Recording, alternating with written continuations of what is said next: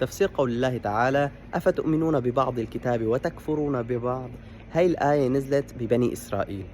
كانوا لما يفزعوا لأصدقائهم من العرب لما يدخلوا بحرب، فهن بني إسرائيل بين بعض يتحاربوا ويقتلوا أنفسهم.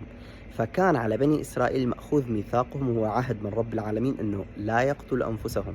فما بصير إن لا يقتلوا بعض بني إسرائيل، ولا يطلعوا بعض من بيوتهم بالغصب، ولا يؤسروا بعض أصلاً.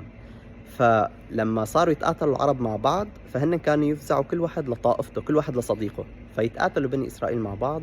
وهيك يقتل شخص من بني إسرائيل شخص تاني، يعني قبيلة تقتل الثاني. وبعدين بعد ما يتاخذوا أسرى، فسبحان الله يجوا بني إسرائيل يجتمعوا ويدفعوا المصاري مشان يطلعوا الأسرى، ويقولوا حرام، ما رب العالمين حرمنا أن نأسر بعض.